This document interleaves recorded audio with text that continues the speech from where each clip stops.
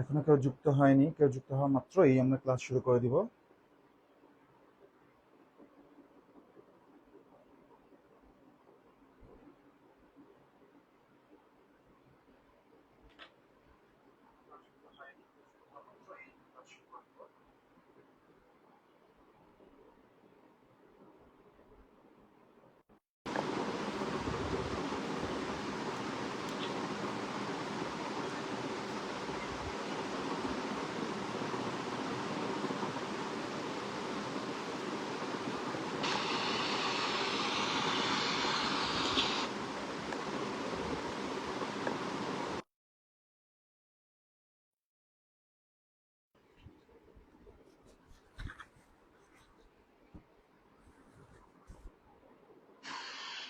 ওকে, আওয়াজ ঠিকঠাক মতো আসছে কিনা, ভিডিও ঠিকঠাক মতো দেখা যাচ্ছে কিনা, এটা একটুখানি জানান আমাকে। রাজীব, আলহামদুলিল্লাহ ভালো আছি।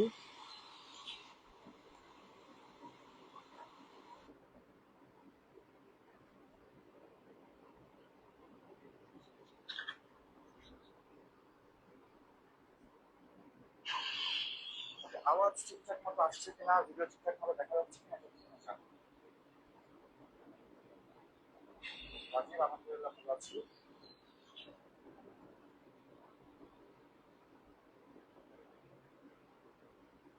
সব কি ঠিকঠাক আছে? একটুখানি কমেন্ট করে জানান, তারপর আমি ক্লাস শুরু করবো ইনশাল্লাহ। আওয়াজ ঠিকঠাক মতো আসছে কিনা, ভিডিও ঠিকঠাক মতো দেখা যাচ্ছে কিনা। রাজীব, আলহামদুলিল্লাহ ভালো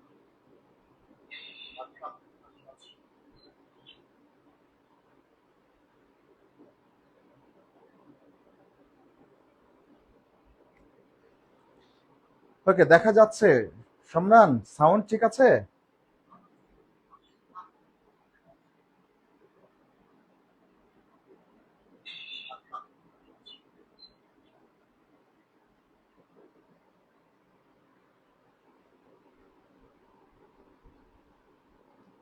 রাজীব বলছে সাউন্ড ওকে আছে।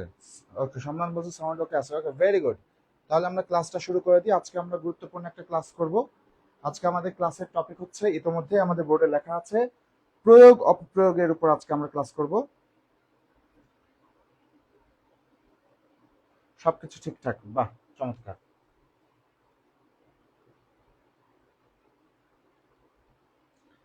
ওকে, তাহলে আসেন আমরা প্রয়োগ অপপ্রয়োগের উপর আজকের ক্লাসটা করে ফেলি। আজকে প্রয়োগ অপপ্রয়োগের ব্যাপারটা হচ্ছে, আমাদের প্রয়োগ অপপ্রয়োগ থেকে এমসিকিউটা আসে কিভাবে, যে নিচের কোন বাক্যটি শুদ্ধ, নিচের কোন বাক্যটি অশুদ্ধ, বা আমাদের একটা শব্দ দিয়ে বলতে পারে এই শব্দটিতে কোন ধরনের ভুল রয়েছে, উপসর্গজনিত বা প্রত্যয়জনিত, এরকম। তো প্রয়োগ অপপ্রয়োগের ক্ষেত্রে ব্যাপারটা হচ্ছে, প্রয়োগ অপপ্রয়োগের ক্ষেত্রে কিন্তু ওইভাবে একদম সুনির্দিষ্ট কোনো নিয়ম হয় না। কারণ আপনারা যেমন ইংরেজিতে ওটাকে কি বলে, আহ, ওই যে কারেকশন করেছেন ইংরেজিতে, ইংরেজিতে যখন কারেকশন করেন তখন দেখবেন কারেকশনের মধ্যে কিন্তু নির্দিষ্টভাবে কারেকশনের কোনো নিয়ম থাকে না। কারেকশনের মধ্যে টেন্স, ভয়েস, ন্যারেশন, সবকিছুর নিয়মের সংমিশ্রণ কিন্তু থাকে কারেকশনের মধ্যে। তো বাংলার ক্ষেত্রেও প্রয়োগ অপপ্রয়োগের মধ্যে সবকিছুর সকল টপিকের নিয়মগুলো কিন্তু অন্তর্ভুক্ত থাকে।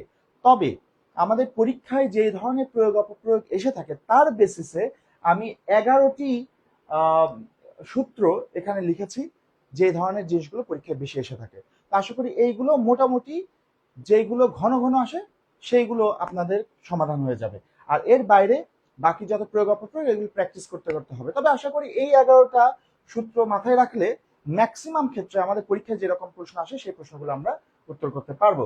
তো খেয়াল করেন, আমরা 1 নম্বর নিয়মে চলে যাই। আমরা 1 নম্বরে যে সূত্রটা তৈরি করেছি সেটা হচ্ছে, বিশেষণ যুক্ত তা বা তয়ব, বিশেষ মানে এর পাশে লিখেছি টিক চিহ্ন দিয়েছি, তার মানে এটা শুদ্ধ।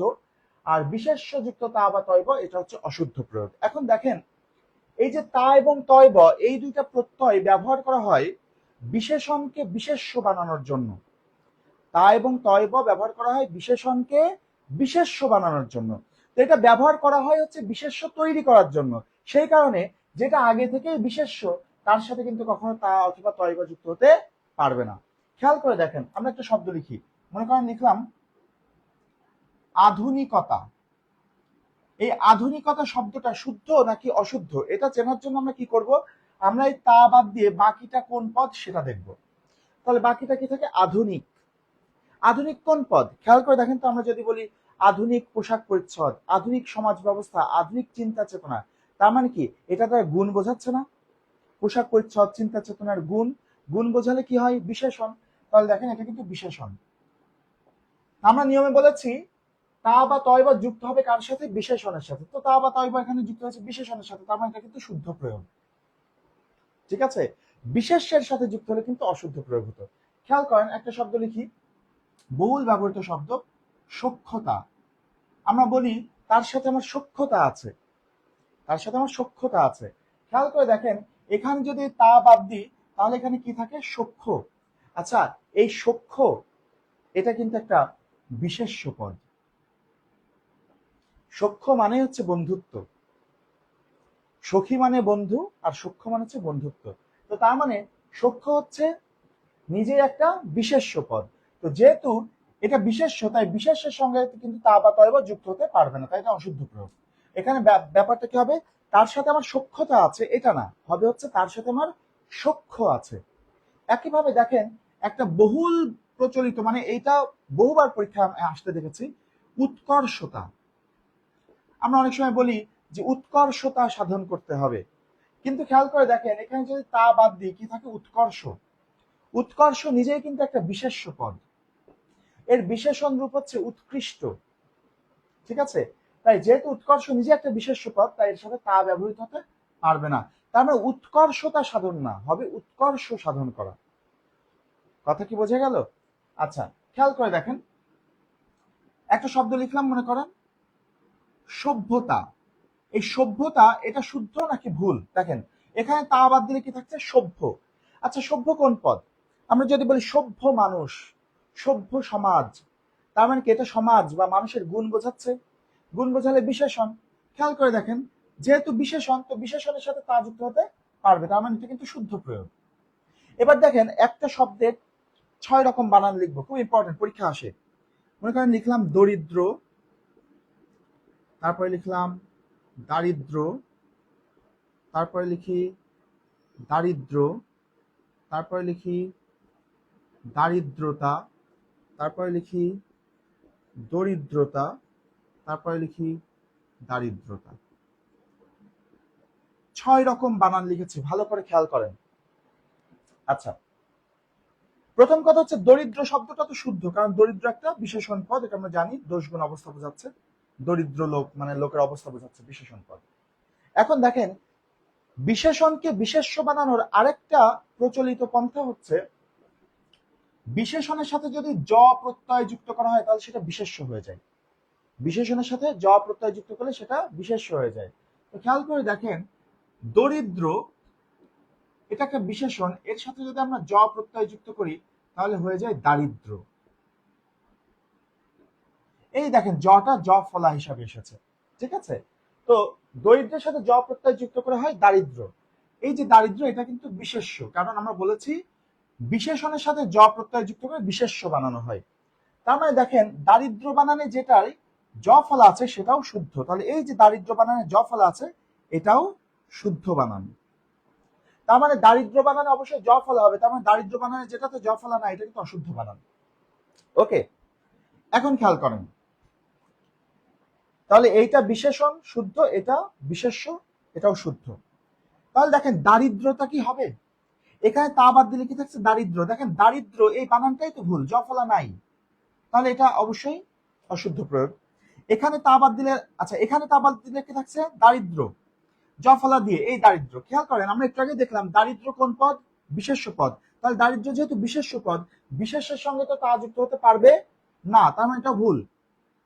এবার দেখেন তা এখানে তা বাদ দিলে কি থাকছে, দরিদ্র, দরিদ্রতা। দরিদ্র কোন পদ আমরা দেখলাম, বিশেষণ পদ। তা আমরা নিয়মে দেখেছি তা বা তয়বার সাথে বিশেষণ যুক্ত হতে পারবে, তার মানে এটাও শুদ্ধ। তার মানে এই সংক্রান্ত 3টি বানান শুদ্ধ, দরিদ্র, দারিদ্র যেটাতে জ ফলা থাকবে, আর দরিদ্রতা।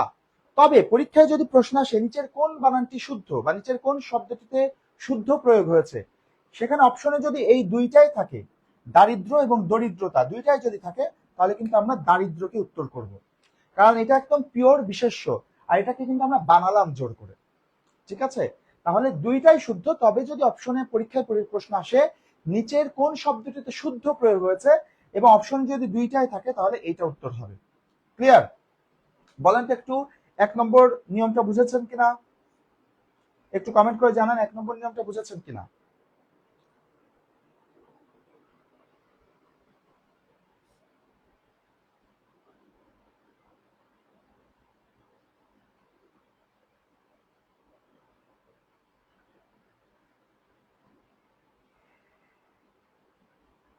ওকে, বুঝেছেন, গুড।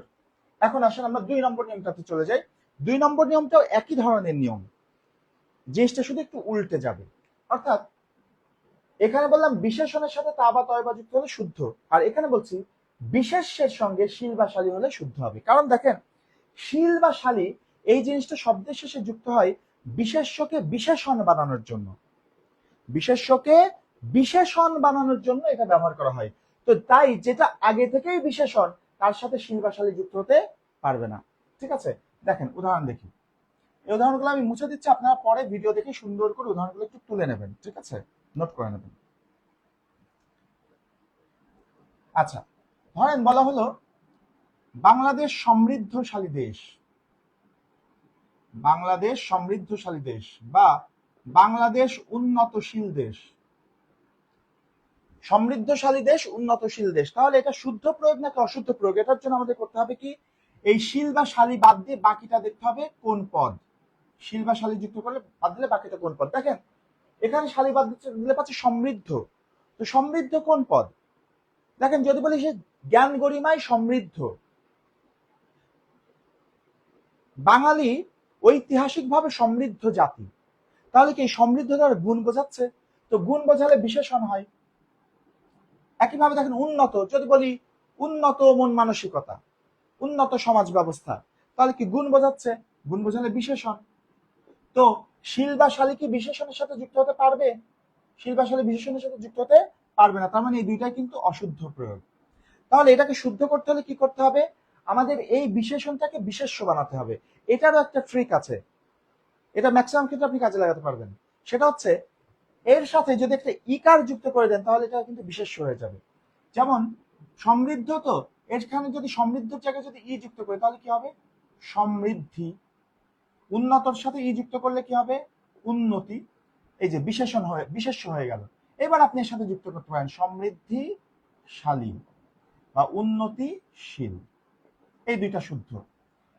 সমৃদ্ধিশালী আর উন্নতিশীল, তার মানে শীল বা শালী যুক্ত হবে বিশেষ্যের সঙ্গে। এখন কথা হচ্ছে পরীক্ষায় যদি প্রশ্ন আসে নিচের কোন বাক্যটি শুদ্ধ, এবং সেখানে যদি অপশন আসে বাংলাদেশ উন্নতিশীল দেশ এবং আরেকটা অপশন আসে বাংলাদেশ উন্নয়নশীল দেশ।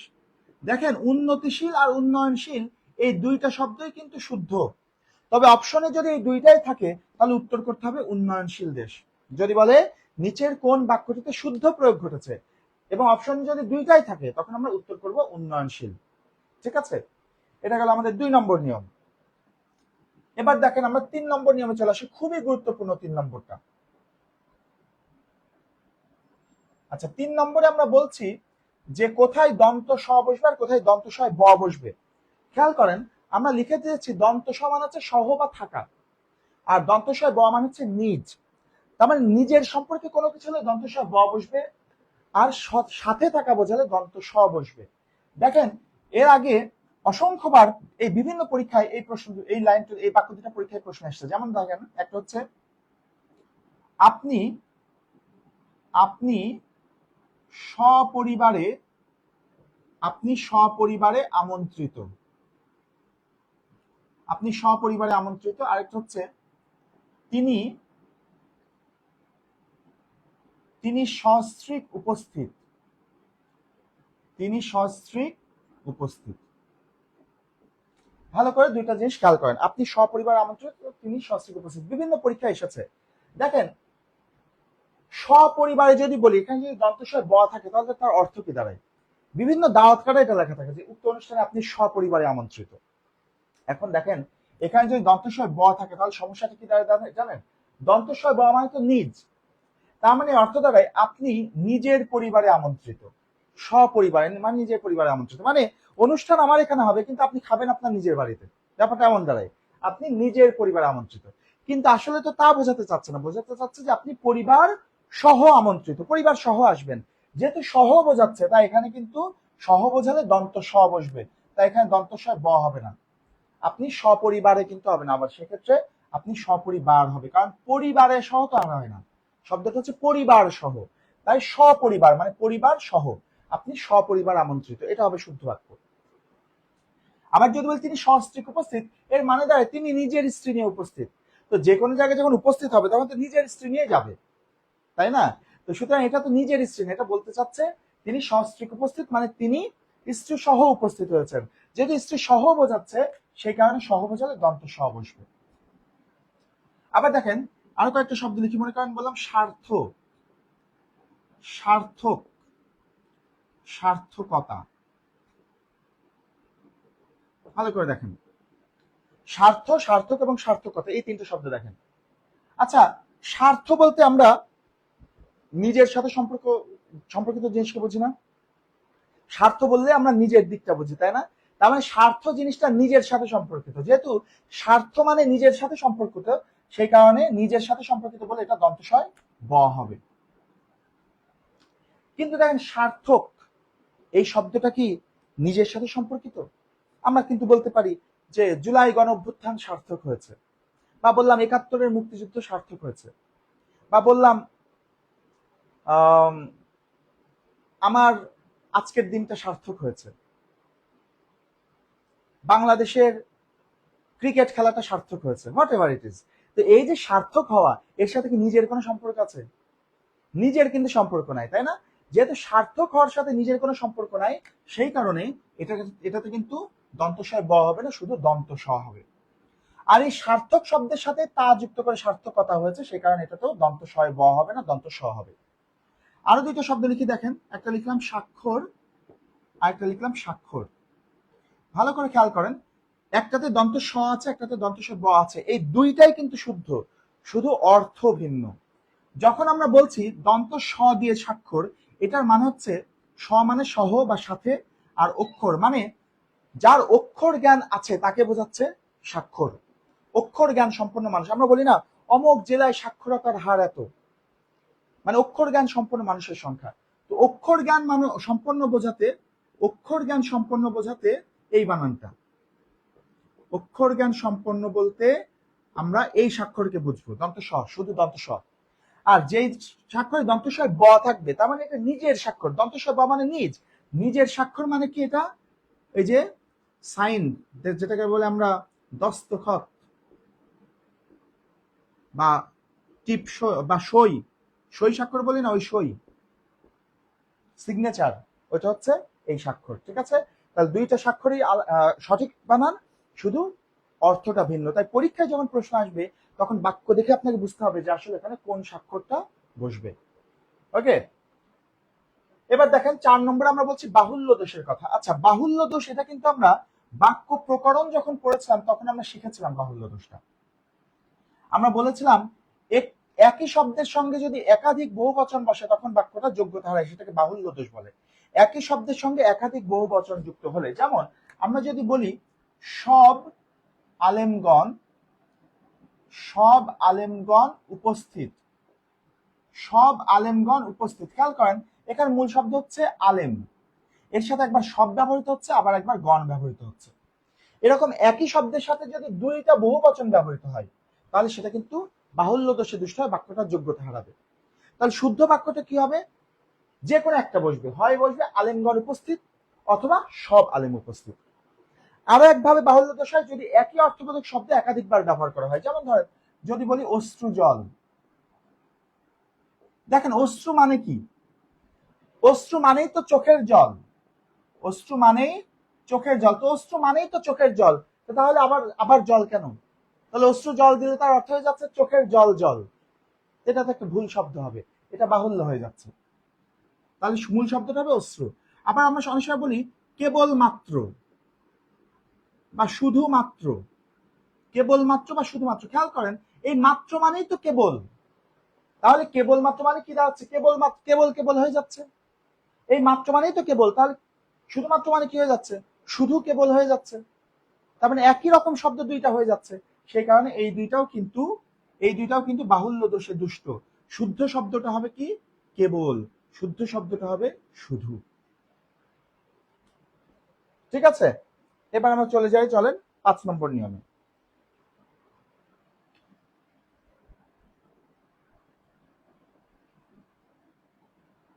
আমি একটু মার্কারটা চেঞ্জ করি, ততক্ষণ আপনি একটু বলেন যে এই 4টা নিয়ম বুঝেছেন কিনা।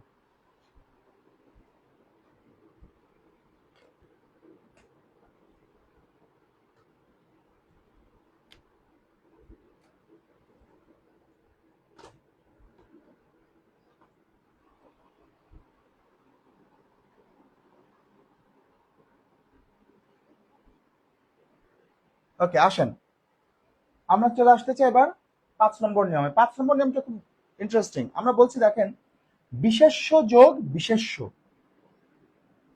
বিশেষ্য যোগ বিশেষ্য মানে হচ্ছে যে, ওকে ভেরি গুড, বুঝতে পেরেছেন, থ্যাংক ইউ।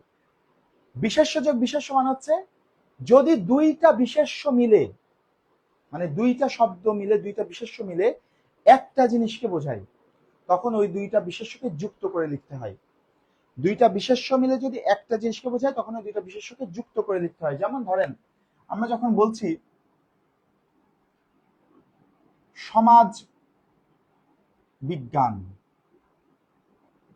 সমাজ বিজ্ঞান মনে করেন বললাম সমাজ বিজ্ঞান। আচ্ছা, সমাজ বিজ্ঞান, সমাজ একটা বিশেষ্য, বিজ্ঞান একটা বিশেষ্য। এখন দেখেন, সমাজ বিজ্ঞান দ্বারা কি দুইটা আলাদা কিছু বোঝাচ্ছে? সমাজ একটা জিনিস, বিজ্ঞান একটা জিনিস? তা কিন্তু না। সমাজ বিজ্ঞান বলতে আমরা একটা বিষয়কে বোঝাচ্ছি, সমাজ বিজ্ঞান দুইটা শব্দ মিলে একটা সাবজেক্ট, একটা বিষয়কে বোঝাচ্ছি। ঠিক একইভাবে দেখেন, যদি বলি শহীদ মিনার, তো দেখেন শহীদ মিনার মানে কি শহীদ একটা জিনিস, মিনার একটা জিনিস আলাদা বোঝাচ্ছে? তা তো না। শহীদ মিনার বলতে দুইটা শব্দ ধরে একটা জিনিসকে বোঝাচ্ছে, একটা স্মৃতিস্তম্ভ শহীদ মিনার, তাই না?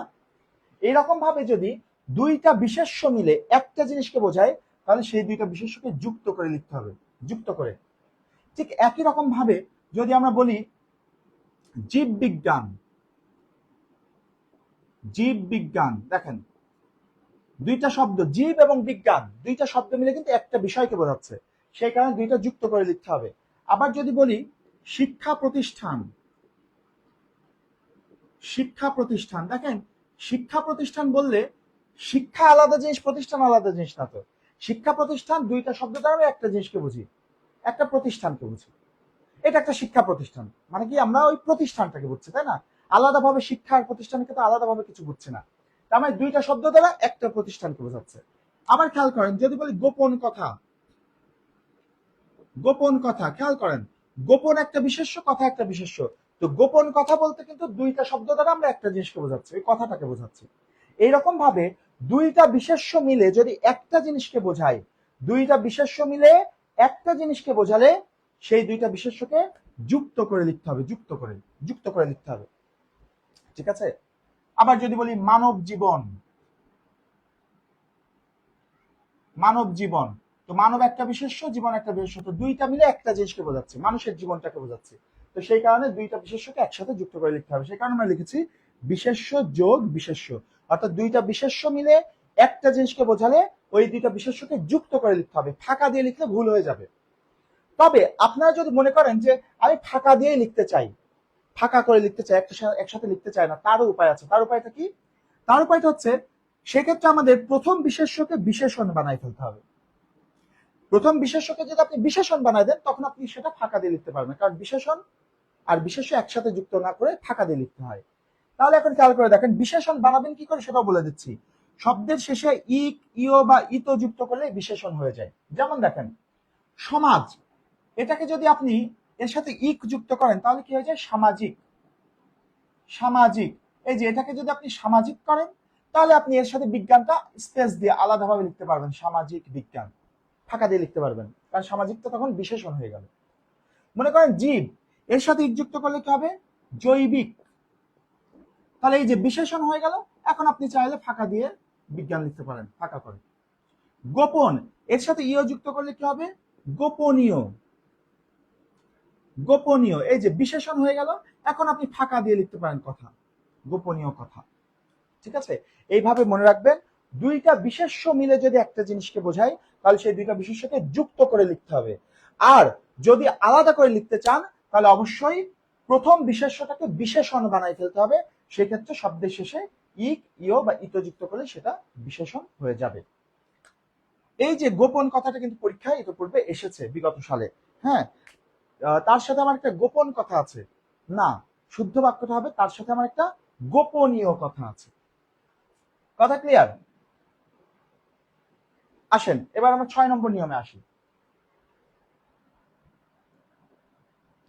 6 নম্বর নিয়মটাতে আমরা বলছি, খুবই ইম্পর্টেন্ট এই নিয়মটা, এই জিনিসটা আমরা প্রায়শই পরীক্ষা আসে এবং ভুল করি। 6 নম্বর নিয়মটাতে আমরা কি বলছি দেখেন, যে শুরুতে নির যুক্ত হলে শেষের দীর্ঘইকার লোপ পায়। খেয়াল করেন জিনিসটা কি, মনে করেন আমরা একটা শব্দ লিখলাম অপরাধী, আরেকটা শব্দ লিখি অভিমানী, দুইটা শব্দেরই শেষে দেখেন দীর্ঘইকার আছে।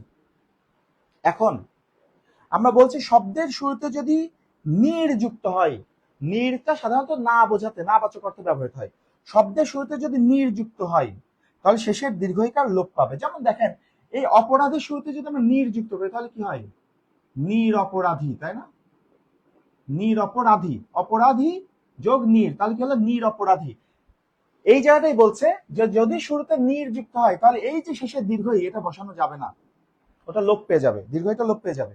তাহলে অপরাধী এর নাবাচক কি হবে, নিরপরাধ, নিরপরাধী না কিন্তু। ঠিক একইভাবে দেখেন অভিমানী এর শুরুতে যদি আমরা নির যুক্ত করি তাহলে সাধারণভাবে সেটা মনে হচ্ছে কি হবে, নিরভিমানী, নিরভিমানী, তাই না? কিন্তু হবে না, কারণ শুরুতে যদি নির যুক্ত করা হয় তাহলে অবশ্যই শেষের দীর্ঘইটা লোপ পাবে। তাহলে অভিমানী এর নাবাচক হচ্ছে নিরভিমান, নট নিরভিমানী, নিরভিমান। ঠিক আছে? তাহলে মনে রাখবেন শব্দের শুরুতে যদি নির যুক্ত হয় তাহলে অবশ্যই তার শেষের দীর্ঘইটা লোপ পাবে। ওকে, 6 নম্বর গেল, আমরা চলে যাই 7 নম্বর। 7 নম্বরটাও ইম্পর্টেন্ট। দেখেন আমরা আসলে সব ইম্পর্টেন্ট জিনিসগুলো আজকে এখানে মার্ক করেছি। 7 নম্বরে বলছি বিশেষ্য যোগ করা, বিশেষণ যোগ হওয়া। আমি দুইটা বাক্য লিখি, মনে করেন বললাম সে বইটি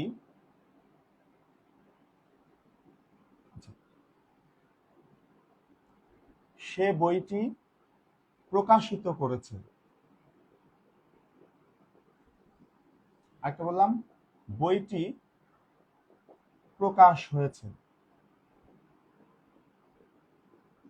সে বইটি প্রকাশিত করেছে, বইটি প্রকাশ হয়েছে। দেখেন প্রথম কথা হচ্ছে এই প্রকাশ এবং প্রকাশিত কোন পদ সেটা দেখি। দেখেন প্রকাশ হচ্ছে একটা বিশেষ্য পদ, আর এর সাথে ইত যুক্ত হয়ে এটা হয়েছে বিশেষণ পদ। আমরা একটু আগেই দেখেছিলাম বিশেষ্যের সঙ্গে ইক, ইয় বা ইত যুক্ত হলে সেটা বিশেষণ হয়ে যায়। তো প্রকাশের সাথে ইত যুক্ত হয়ে বিশেষণ হয়েছে। এখন আমাদের নিয়মটা কি বলছে দেখেন, নিয়মে বলা হচ্ছে বিশেষ্যযুক্ত করা, মানে যে সকল ক্রিয়া দ্বারা করা বোঝায়, যেমন করেছি, করছি, করব, করছে, করছেন, করেছিলি, করছিলি, এরকম করা জাতীয় যে ক্রিয়াগুলো আছে সেই ক্রিয়াগুলোর সাথে সবসময় বিশেষ্য বসবে। আর হওয়া জাতীয় যে ক্রিয়াগুলো আছে, হওয়া জাতীয়, হওয়া মানে কি হয়েছে, হবে, হচ্ছে, হচ্ছিল, হচ্ছে, হচ্ছেন, এরকম হওয়া জাতীয় ক্রিয়া হলে তার আগে বিশেষণ বসবে। তাহলে এখন খেয়াল করেন এখানে হয়েছে, হয়েছে মানে হচ্ছে হওয়া জাতীয় ক্রিয়া, তার মানে তার আগে বিশেষণ বসবে, কিন্তু এখানে বসাই ফেলেছে কি বিশেষ্য, সেই কারণে এটা কিন্তু ভুল। এখানে বিশেষণ হবে, তার মানে এর সাথে ইত যুক্ত করে আমরা এখন বিশেষণ বানিয়ে দেব। যদি আমরা বিশেষণ বসাই তাহলে এটা শুদ্ধ প্রয়োগ হবে। তাহলে বইটি প্রকাশিত হয়েছে, হওয়া ক্রিয়া থাকলে তার আগে বিশেষণ বসে। আর এইটাতে দেখেন কি হয়েছে, করেছে মানে করা জাতীয় ক্রিয়া আছে, তার মানে করা জাতীয় ক্রিয়া থাকলে তার আগে বিশেষ্য বসবে, কিন্তু এখানে বসে আছে কি বিশেষণ, তার মানে এটাও অশুদ্ধ। এখানে বিশেষ্য বসাতে হবে, তার মানে এখানে শুদ্ধ কি হবে, বিশেষ্যটা বসায় দিতে হবে। প্রকাশ, এটা বিশেষ্য। তাহলে হবে কি সে বইটি প্রকাশ করেছে, আর এখানে হবে বইটি প্রকাশিত হয়েছে। ঠিক আছে? তাহলে মনে রাখবেন করা জাতীয় ক্রিয়া থাকলে তার আগে বিশেষ্য বসবে, হওয়া জাতীয় ক্রিয়া থাকলে তার আগে বিশেষণ বসবে। এবার দেখেন 8 নম্বরটা। 8 নম্বর মানে যে নিয়মটা, এটা আমরা প্রায়শই মিস করি। কোথায় সম্ভাবনা আর কোথায় আশঙ্কা বসবে। মনে রাখবেন সম্ভাবনা বসবে সবসময় ইতিবাচক ক্ষেত্রে, আশঙ্কা বসবে নেতিবাচক ক্ষেত্রে। যেমন ধরেন যদি বলি আজকে ভূমিকম্পের সম্ভাবনা আছে, এই কথাটা কিন্তু ভুল। ভূমিকম্প তো খারাপ জিনিস, নেতিবাচক জিনিস, তার মানে এখানে কিন্তু সম্ভাবনা হবে না, আশঙ্কা হবে। আজকে ভূমিকম্পের আশঙ্কা রয়েছে। ধরেন বললাম তার ফেল করার সম্ভাবনা আছে, ফেল করার তো সম্ভাবনা হবে না, কারণ ফেল করা তো একটা খারাপ জিনিস, নেতিবাচক জিনিস। নেতিবাচক হলে সেখানে আশঙ্কা, তাহলে তার ফেল করার আশঙ্কা রয়েছে, কিন্তু তার এ প্লাস পাওয়ার সম্ভাবনা রয়েছে, এ প্লাস পাওয়ার সম্ভাবনা রয়েছে। এ প্লাস যেহেতু ভালো জিনিস, ইতিবাচক, তাই সম্ভাবনা। যদি বলি আজ বৃষ্টিপাতের আশঙ্কা রয়েছে, তাহলে কিন্তু ভুল হবে। আজ বৃষ্টিপাতের সম্ভাবনা রয়েছে, কারণ বৃষ্টিপাত ভালো জিনিস, বৃষ্টিপাতের ফসল ভালো হয়, তারপরে নোংরা আবর্জনা ধুয়ে চলে যায়, ভালো জিনিস, প্রকৃতি ঠান্ডা হয়, তাই বৃষ্টিপাত এর সাথে সম্ভাবনা হবে, আজ বৃষ্টিপাতের সম্ভাবনা রয়েছে। কিন্তু যদি বলি আজ ভারী বর্ষণের, সেক্ষেত্রে কিন্তু সম্ভাবনা হবে না। আজ ভারী বর্ষণের সম্ভাবনা আছে হবে না, আজ ভারী বর্ষণের আশঙ্কা রয়েছে, আজ ভারী বর্ষণের আশঙ্কা রয়েছে। তার মানে ভারী বর্ষণ মানে অতিরিক্ত বৃষ্টিপাত, অতিরিক্ত বৃষ্টিপাত তো আবার খারাপ। এরকম ভাবে নেগেটিভ জিনিস হলে সেখানে আশঙ্কা বসবে, আর পজিটিভ ব্যাপার হলে সেখানে সম্ভাবনা বসবে। 9 নম্বরে চলে আসে, দেখেন 9 নম্বরে বলছি কোথায় তর এবং কোথায় তম। তর এবং তম ব্যবহার করা হয় আসলে তুলনা করতে। তো মনে রাখবেন, দুইয়ের মধ্যে তুলনায় তর ব্যবহার করতে হবে, অনেকের মধ্যে তুলনায় তম ব্যবহার করতে হবে। যেমন ধরেন যদি বলি পদ্মা ও মেঘনার মধ্যে, পদ্মা ও মেঘনার মধ্যে পদ্মা দীর্ঘতর। ভালো করে দেখেন, পদ্মা ও মেঘনার মধ্যে পদ্মা দীর্ঘতর। দেখেন তো তুলনা কার মধ্যে? দুইজনের মধ্যে না? পদ্মা ও মেঘনার মধ্যে, দুইজনের মধ্যে তুলনা। তো যেহেতু দুইজনের মধ্যে তুলনা বোঝাচ্ছে, দুইয়ের মধ্যে তুলনা বোঝালে তর, এই দেখেন দীর্ঘতর বসেছে। কিন্তু যদি বলতাম পদ্মা বাংলাদেশের দীর্ঘতর নদী, তাহলে কিন্তু এটা ভুল হয়ে যাবে। কারণ যখন বাংলাদেশের কথা বলছে, তার মানে বাংলাদেশের সকল নদীর মধ্যে বোঝাচ্ছে, তার মানে দুইয়ের অধিক সকল নদী, যে অনেকের মধ্যে বোঝালে কিন্তু তম। পদ্মা বাংলাদেশের কথা যখন বলছি, বাংলাদেশের সকল নদীর মধ্যে বোঝাচ্ছে, সেই কারণে এখানে কিন্তু আর তর হবে না, এখানে কি হবে? তম। তাহলে পদ্মা বাংলাদেশের দীর্ঘতম নদী। ঠিক আছে, তাহলে দুইয়ের মধ্যে তুলনায় তর আর অনেকের মধ্যে তুলনায় তম ব্যবহার করতে হবে।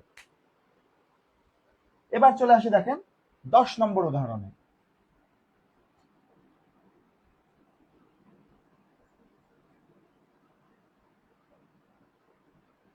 10 নম্বর উদাহরণে আমরা বলছি কোথায় লক্ষ্য বানানে জফলা হবে না আর কোথায় জফলা হবে। দেখেন টাকা বা তাকানো, এই দুইটা জিনিস বোঝালে লক্ষ্য বানানে জফলা হবে না। যেমন আমি যখন বলছি 1 লক্ষ টাকা, 1 লক্ষ টাকা, এই যে টাকা বোঝাচ্ছি, সে কারণে লক্ষ্য বানানে জফলা হবে না। আবার যদি বলি এদিকে লক্ষ্য করো, এদিকে লক্ষ্য করো, তার মানে কি এদিকে তাকাতে বলছি, এদিকে লক্ষ্য করো মানে এদিকে তাকাও, যেহেতু তাকানো বোঝাচ্ছে, সে কারণে এখানেও জফলা হবে না। কিন্তু যদি বলি তোমার জীবনের লক্ষ্য কি, তোমার জীবনের লক্ষ্য কি, এই ক্ষেত্রে দেখেন এখানে এই লক্ষ্য দ্বারা উদ্দেশ্য বোঝাচ্ছে না। তোমার জীবনের লক্ষ্য কি মানে তোমার জীবনের উদ্দেশ্য কি, তাহলে উদ্দেশ্য বোঝাচ্ছে, উদ্দেশ্য বোঝালে জফলা দিতে হবে। কথা বোঝা যায়? খেয়াল করে দেখেন, যদি বলি বোনের বিয়ে উপলক্ষে এখানে এসেছি, বোনের বিয়ে উপলক্ষে এখানে এসেছি, তার মানে কি বোনের বিয়ে দেখতে এসেছি? তা তো না, বোনের বিয়ে উপলক্ষে এসেছি মানে বোনের বিয়ে করানোর উদ্দেশ্যে এখানে এসেছি। তাহলে এখানে উপলক্ষ বলতে কি উদ্দেশ্য বোঝাচ্ছে।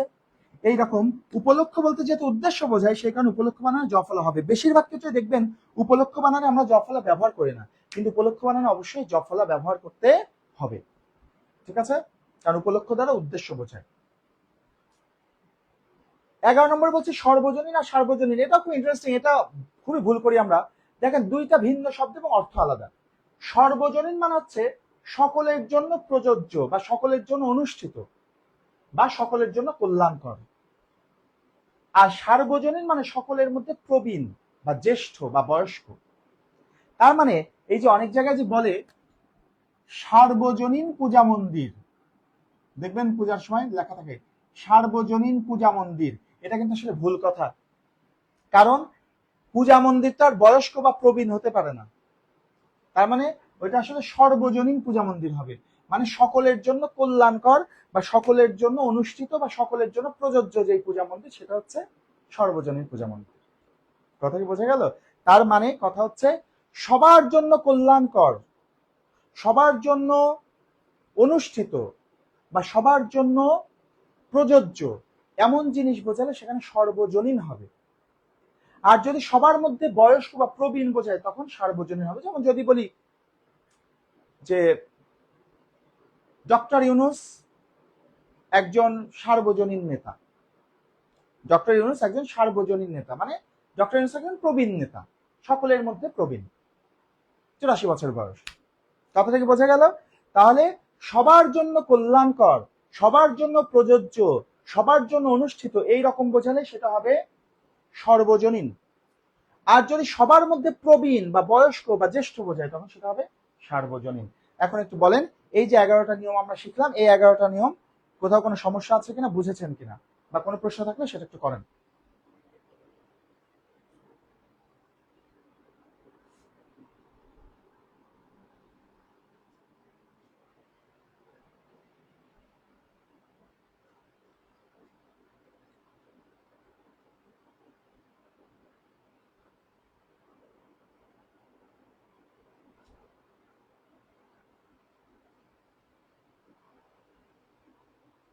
বুঝেছেন কিনা পুরোপুরি, এবং কোনো সমস্যা আছে কিনা বলেন।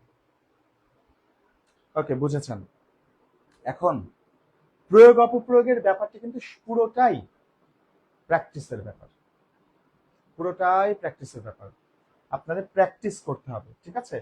আপনারা বিগত বছর প্রয়োগ অপপ্রয়োগের যে প্রশ্নগুলো এসেছে সেগুলো চেক করবেন, যেই বই যার কাছে আছে সেই বই থেকে প্রয়োগ অপপ্রয়োগের উদাহরণগুলো দেখবেন, ঠিক আছে?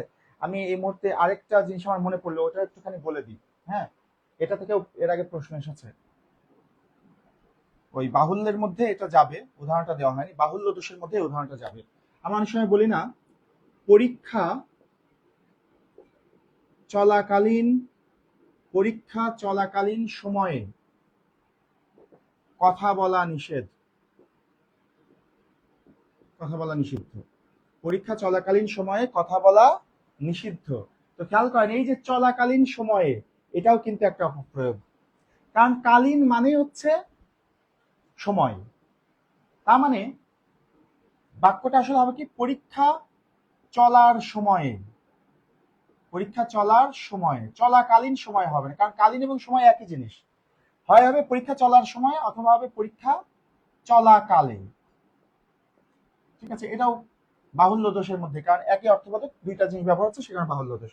এখন কথা হচ্ছে, আপনারা একটা কাজ করবেন সুন্দর করে, যার যে বই আছে সেখান থেকে প্রয়োগ অপপ্রয়োগের অধ্যায় থেকে আপনারা প্রয়োগ অপপ্রয়োগ গুলো, উদাহরণগুলো একটু বুঝে বুঝে পড়বেন।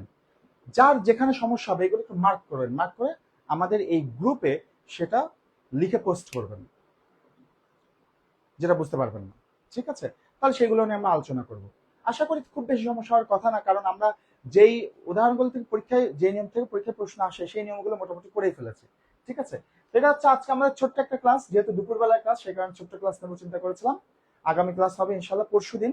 আজকে হচ্ছে 23 তারিখ, পরশুদিন না 26 তারিখ ডেট দিয়েছি, যাক আমার খেয়াল নাই, ডেট আপনারা দেখে নেবেন, আপনাদেরকে তো মেসেঞ্জারে দিয়ে দিয়েছি।